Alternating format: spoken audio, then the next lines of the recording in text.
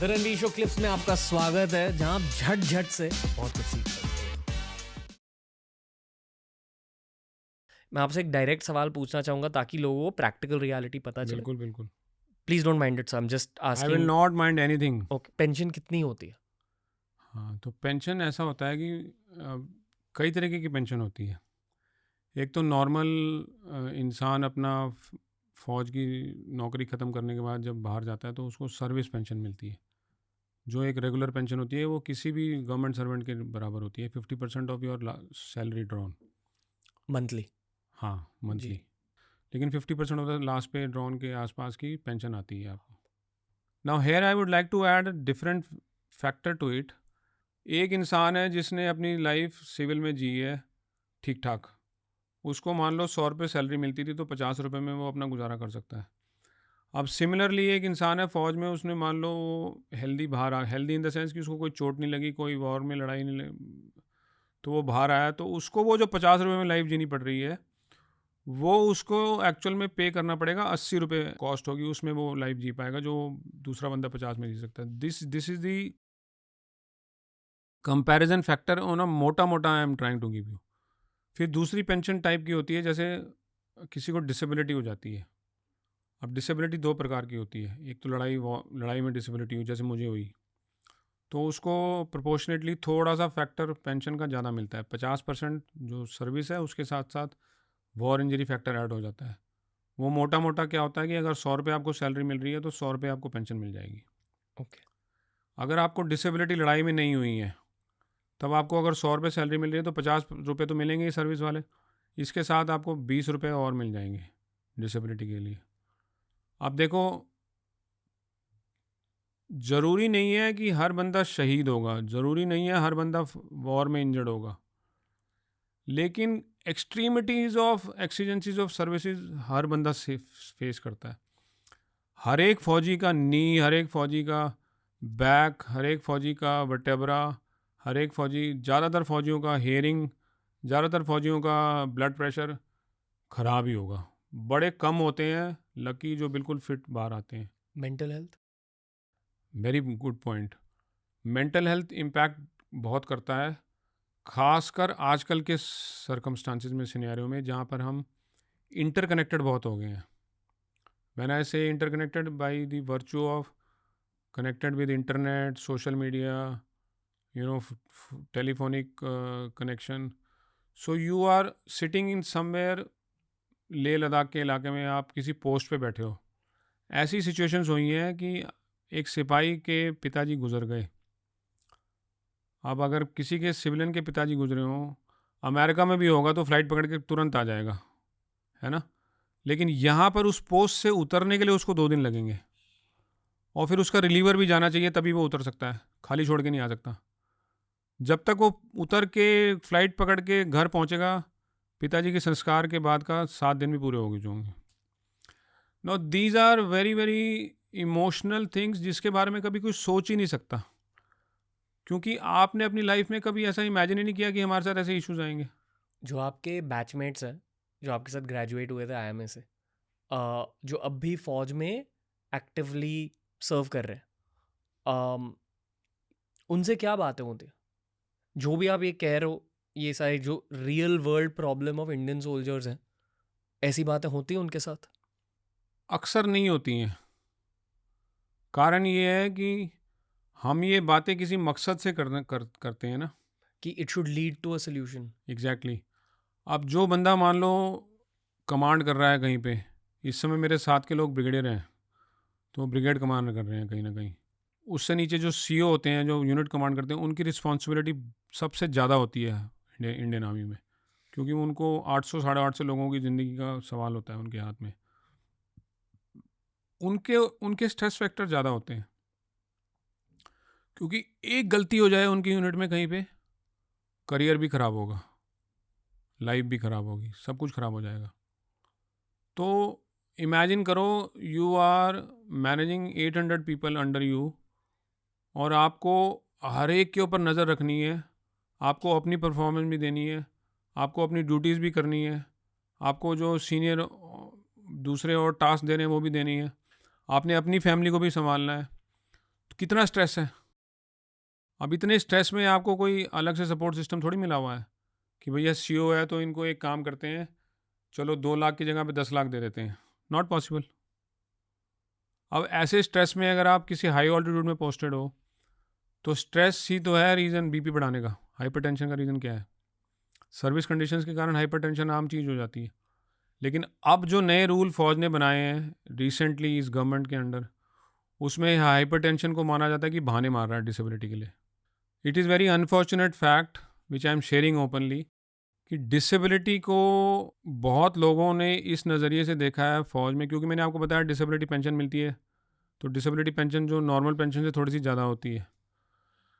तो लोग ये बोलते हैं कि फ़ौजी जो है डिसेबिलिटी पेंशन लेने के लिए बहाने मारता है। एक्चुअल में फ़ैक्ट ये नहीं है, फैक्ट उल्टा है।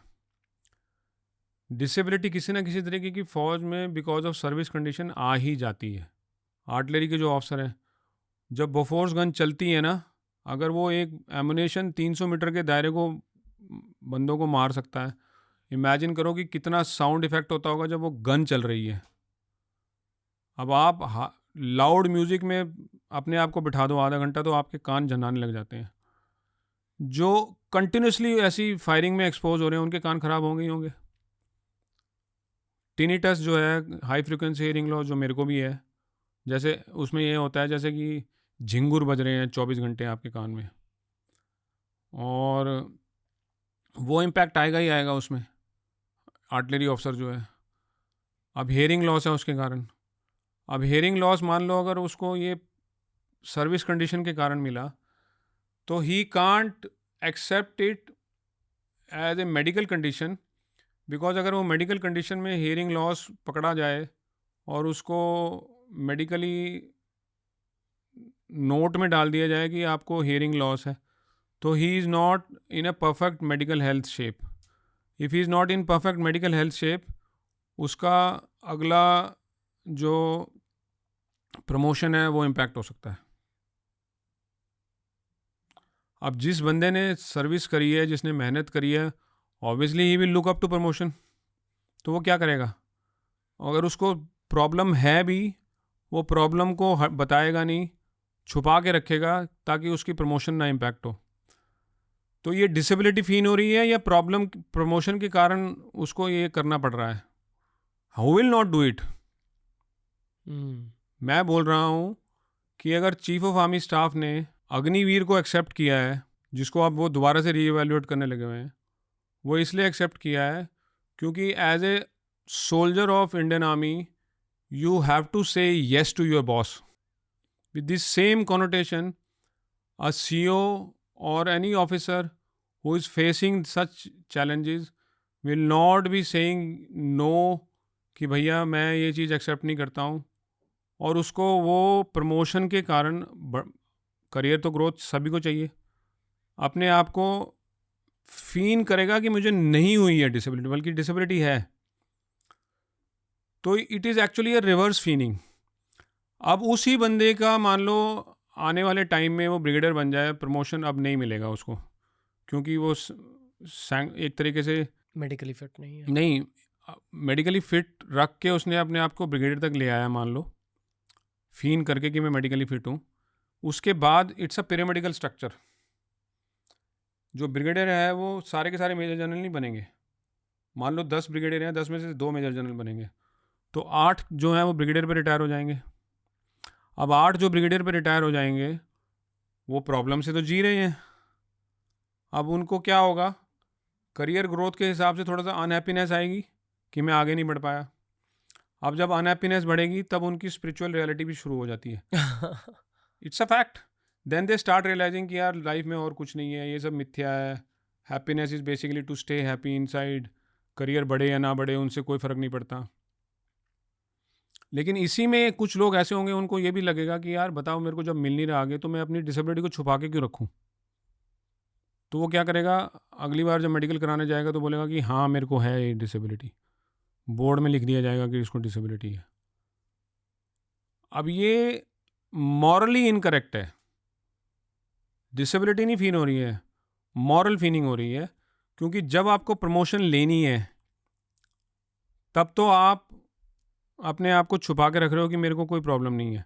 और जब आपको पता है कि प्रमोशन नहीं मिल सकती या मेरा अब करियर ख़त्म हो गया, जैसे general Deepak, I am taking the name deliberately because nobody takes his name, he was the first artillery officer, जो मतलब नॉट फर्स्ट आर्टिलरी ऑफिसर लेकिन आर्टिलरी ऑफिसर थे जो चीफ बने थे। जब वो रिटायर हुए तब उन्होंने अपनी डिसेबिलिटी ले ली, उससे पहले वो शेप 1 में ऊपर चलते रहे कि मैं रिटायर हो रहा हूँ तो मेरा हियरिंग लॉस तो है ही, आर्टिलरी ऑफिसर है, तो डिसेबिलिटी लेके डिसेबिलिटी पेंशन ले ली। अब जब शुरुआत ही चीफ लेवल के बंदे ने ऐसी कर दी तो नीचे वाले बंदों को तो आएगा कि यार मैं भी ऐसे ही करता हूँ, चलो मेरा भी फ़ायदा होगा, क्योंकि 50 रुपये की जगह पे मेरे को 20 रुपये भी फालतू मिलेंगे तो मेरा कहीं ना कहीं फाइनेंशियल स्टेबिलिटी थोड़ी सी आएगी। क्योंकि मैं पहले ही बता चुका हूँ आपको कि नॉर्मल 50 रुपये वाला बंदा भी अगर बाहर आके सर्विस दूसरे किसी गवर्नमेंट सर्विस के साथ अपने आप को कंपेयर करेगा तो उसको 50 रुपये में गुजारा नहीं चलेगा, क्योंकि उसकी हेल्थ कंडीशन ऐसी होगी कि उसको 70-80 रुपये खर्च करने ही पड़ेंगे। सपोर्ट सिस्टम नहीं मिलता है इतना बढ़िया। तो ये जो कॉम्प्लिकेटेड सिनेरियो है ना, इस सिनेरियो में आप उसको एम्पैथाइज नहीं कर सकते फौजी को। फिर ब्लेम क्या होता है कि ये तो फौजी है, ऊपर से इसने मॉरल अपनी टर्पिट्यूड दिखाया। यार आप उसको इधर से भी बांध रहे हो, उधर से भी बांध रहे हो, और फिर चाह रहे हो कि कल को जाके लड़ाई भी लड़े और मर भी जाए मेरे लिए, और उसकी विडो जो आए अगर कार्ड लेके तो मैं उसको ट्रीटमेंट भी ना करूँ क्योंकि तेरे पास आधार कार्ड नहीं है। दैट इज़ वाई आई से कि फ़ौजी की वैल्यू जो है ना सिर्फ लड़ाई तक ही है, उसके बाद भूल जाते हैं सब। भगवान और जवान तभी याद आता है जब मुसीबत होती है, उसके बाद तू कौन मैं खाम का। सर जितनी भी बातें आप अब कह रहे हो, क्या इसका कोई सोल्यूशन है? हाँ बिल्कुल सोल्यूशन है। According to me from everything I heard, ये बहुत अलग अलग प्रॉब्लम्स हैं जिन्हें लिस्ट किया गया और हर प्रॉब्लम में घुसकर एक सोल्यूशन ढूंढना पड़ेगा।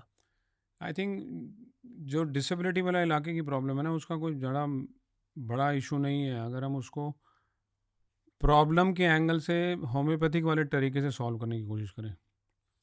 अगर आप एलोपैथिक तरीके से सॉल्व करोगे तो आप ऊपर की 10 चीज़ों को सॉल्व करते रहोगे, जो हो रहा है आजकल। अब मेरा ये, हमने बात करी कि उसको मैनेज किया गया डिसेबिलिटी को ताकि मैं प्रमोशन ले सकूं। प्रमोशन पॉलिसी मुझे बोलती है कि आपको फिट होना, शेप 1 होना ज़रूरी है। अगर मैं नहीं हूँ तो आगे अगला प्रमोशन नहीं मिल सकता मुझे।